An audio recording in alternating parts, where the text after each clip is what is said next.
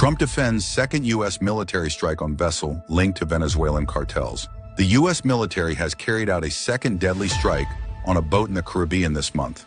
President Donald Trump announced on Monday, "Look at the cargo that was like it's spattered all over the ocean, big bags of and all over the place, and it was, plus we have recorded evidence that they were leaving."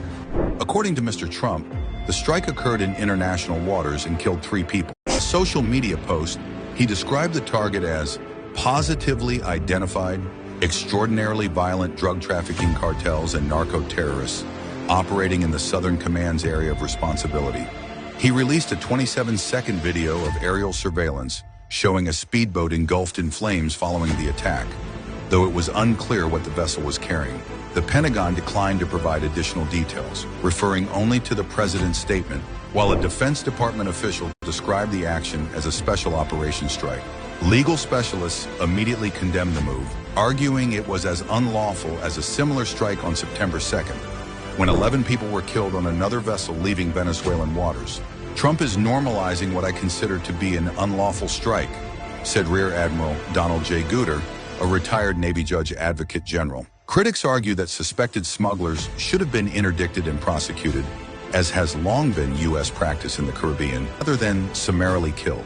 Venezuela's president, Nicolás Maduro, denounced the earlier attack as a heinous crime and accused Washington of attempting to provoke war.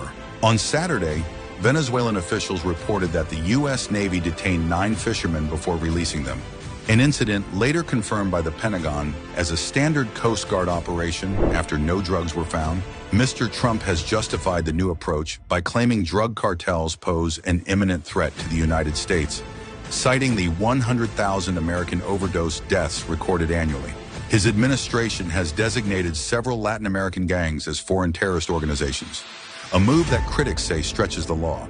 The designation allows economic sanctions, but does not provide authority for the use of military force. Congressional Democrats blasted the operations, with Senator Jack Reed of Rhode Island calling them an outrageous violation of the law and a dangerous assault on our Constitution. Legal experts also note that international law does not equate drug smuggling with armed attack, undermining the administration's self-defense argument. Despite the backlash, senior officials, including Defense Secretary Pete Hegseth and National Security Advisor Marco Rubio, have warned that more strikes could follow.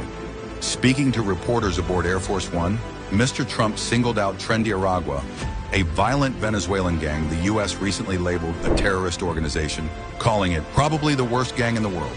"People are dead again in killings that violate the law," said Mary Ellen O'Connell, a professor at Notre Dame.